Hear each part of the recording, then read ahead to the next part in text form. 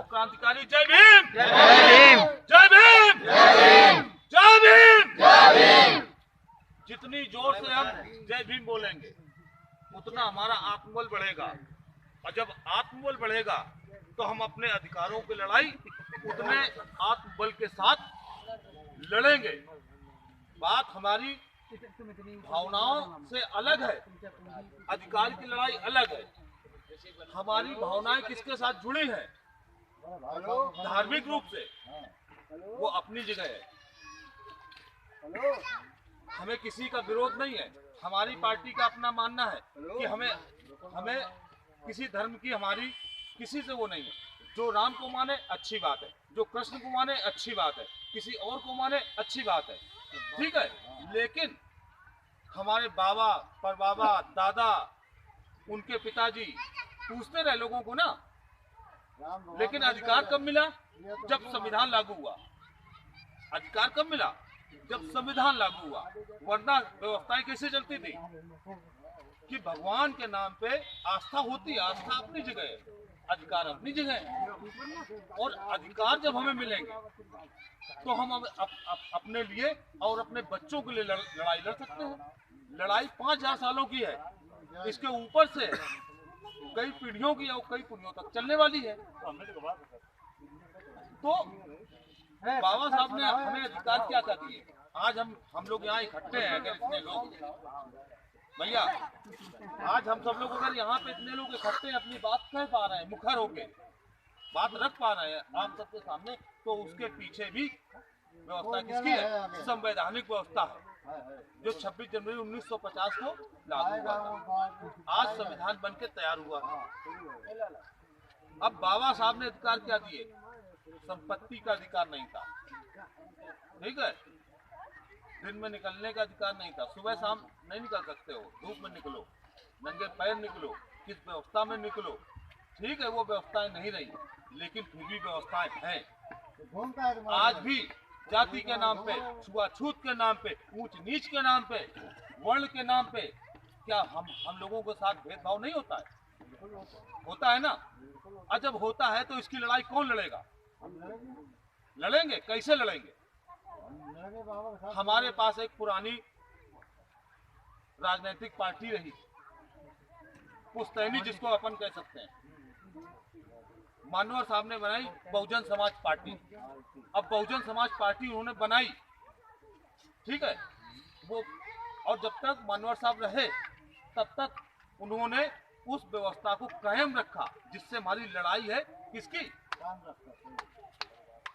विचारधारा की, विचारधारा की लड़ाई, जिससे मनुवादी व्यवस्था को। हमारी मानव से लड़ाई नहीं है। अगर कल को कोई व्यक्ति हमें रास्ते में मिल जाता है कि यार एक्सीडेंट हो गया भैया, तो क्या हम उसको जांच पूछ की मदद करते हैं?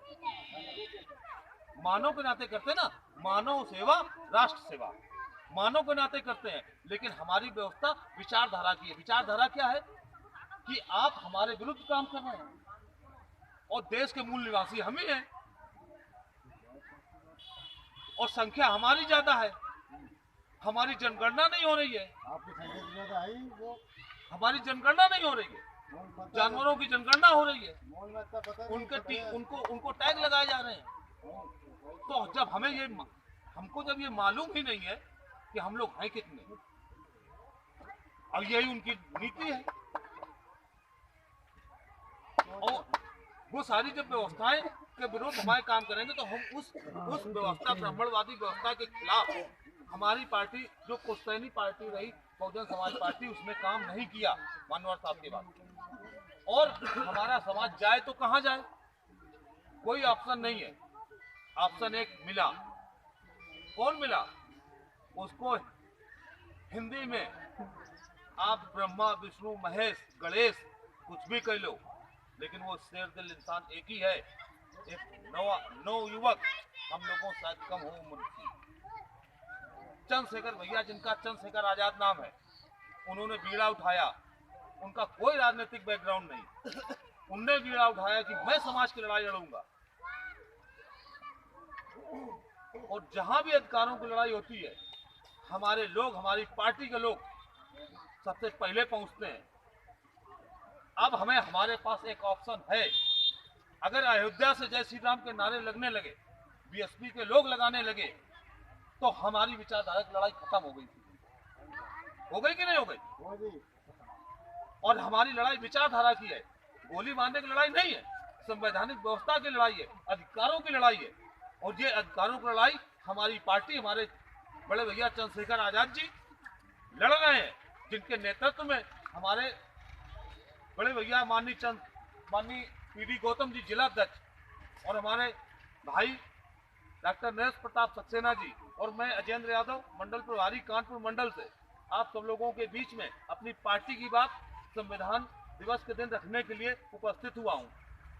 अगर एक व्यक्ति लड़ाई लड़ रहा है और जमीन से लड़ाई लड़ रहा है, कोई राजनीतिक बैकग्राउंड नहीं है, एक शिक्षक का बच्चा राष्ट्रपति से लेकर कितने मुकदमे उठते हुए, लेकिन एनआरसी का मुद्दा हो, किसानों का मुद्दा हो, किसी बहन बेटी का मुद्दा हो, किसी के हत्या का मुद्दा हो, जो शूद्र समाज के, तो सबसे पहले लखीमपुर खीरी में किसानों के ऊपर गाड़ी चढ़ाई गई थी, कोई नेता नहीं पहुंच पाया, क्योंकि सच बात यह है कि कोई पहुंचना नहीं चाहता था, और जिसको पहुंचना था वो कौन पहुंचा? शेर दिल इंसान बड़े भैया चंद्रशेखर आजाद 7 घंटे मोटरसाइकिल चला के रातों रात पहुंचे। कौन लड़ाई लड़ रहा है? हमारे पास ऑप्शन है। जब पीढ़ी बदलती है, पुरानी पीढ़ी और नई पीढ़ी का द्वंद हमेशा चलता है। पुरानी पीढ़ी कहती है ऐसे चलो, नई पीढ़ी कहती है कि कुछ हम भी समाज में है, हमने भी कुछ सीखा, हमारे साथ तो कुछ कर लो। वो जो पकड़ है, वो पकड़ छूट नहीं पा रही है। अब ये हमें छोड़ना पड़ेगा, हमें छोड़ना पड़ेगा।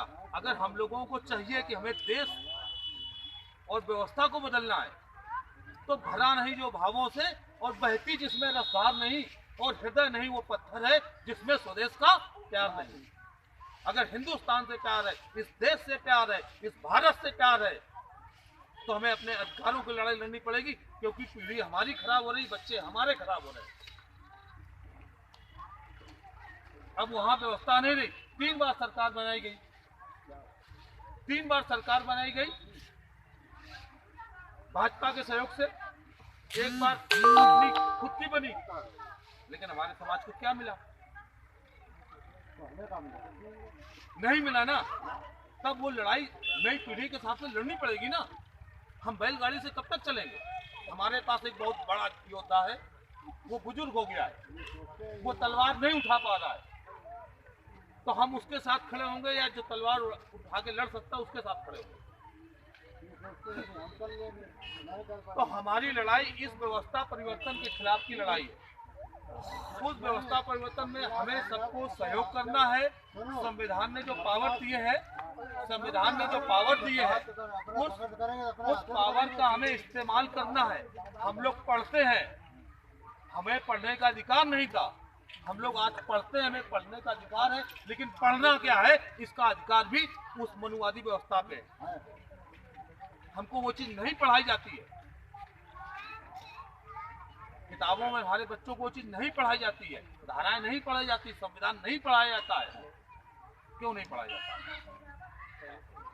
क्योंकि वो जानते, जागरूक हो जाओगे तो लड़ोगे तो अपना अधिकार की जब लड़ाई लड़ोगे, तो अधिकारों की जब लड़ाई की बात आती है ना, तो आदमी हर तरीके से लड़ता है, और जब अधिकारों की लड़ाई लड़ोगे तो कहीं ना कहीं उनकी व्यवस्थाएं खराब होंगी। इस चीज की लड़ाई है हमारी सबकी, और इस व्यवस्था परिवर्तन की लड़ाई में सबका सहयोग, सबका साथ हम सबको चाहिए। चंद्रशेखर भैया हमारे आने वाले समय में समाज के ये समझ लो कि भाई अभी में बता देता, देख लेंगे गेहूं भूसा काटो जा रहा हूँ। ये मौका है, चीजें बने मोह त्यागोगे तो तभी सब कुछ होगा। 4 बार सरकार बनने के बाद क्या नहीं हो सकता था, लेकिन हुआ क्या? आज गुणा गणित प्लस माइनस वैसा कर लो सब लोग, और ये देख लो कि सही में लड़ाई कौन लड़ रहा है। यहाँ भी फैजाबाद में एक केस हुआ, लड़की का मर्डर हुआ, रेप के बाद हमारे बड़े भैया पीडी गौतम ने झंडा उठाया कि हम इसको न्याय दिलाएंगे। हम सब लोग खड़े हुए, हम सब लोग गए, बड़े भैया के नेतृत्व में हम लोगों ने आवाज उठाई, उसको न्याय मिला। बेड़ा मुंह में हुआ, सवर्ण व्यवस्था ने, सरकार के लोगों ने मारा था हमारे बहुजन समाज के व्यक्ति को, और जो व्यक्ति आज होमगार्ड है वो अपनी बात वहाँ उसकी एसपी ने नहीं सुनी, डीएम ने नहीं सुनी, मुख्यमंत्री कार्यालय ने नहीं सुनी, तब हम लोगों ने बीड़ा उठाया। हमारे सहपाठी भाई, गुरु भाई हैं हम लोग, हमारे हमको पढ़ाया इनके पिताजी ने, हमारे पिताजी और हम ये साथ इनका किला पास में पड़ता, सूचना यहाँ तक आई तो अध्यक्ष जी से बात हुई, हम लोगों ने मीटिंग की, ये हुआ कि अगर न्याय नहीं मिला हम लोग न्याय दिलाएंगे। हम लोग गए, सारी व्यवस्थाएं की, तो जहाँ जा रहे हैं तो कौन जा रहा है? भीम आदमी आजाद समाज पार्टी के लोग जा रहे हैं। आप 100 नंबर डायल करिए, आपके पास 100 नंबर की गाड़ी नहीं आएगी, उससे पहले भीम आदमी का आदमी आपके दरवाजे पे खड़ा होगा। कभी ये चीज आप देखिए, अगर इस लेवल पे हमारे लोग काम कर रहे हैं, हम लोग काम कर रहे हैं, तो अगर कल को भैया हमारे यहाँ से कोई क्षेत्र में संवैधानिक लड़ाई के लिए आता है क्षेत्र में, तो कम से कम उसको भी संसद और विधानसभा में पहुंचने का अधिकार आपसे मिलेगा कि नहीं मिलेगा? तो इतनी सी बात हम लोग, क्योंकि लड़ाई अधिकारों की, हमारे पास जब अधिकार हो जब हमारी सरकार हो। बाकी सभी लोगों का तहे दिल से शुक्रिया। अब चाचा के यहाँ शादी हुआ, अपने को सबको समय देना पूरा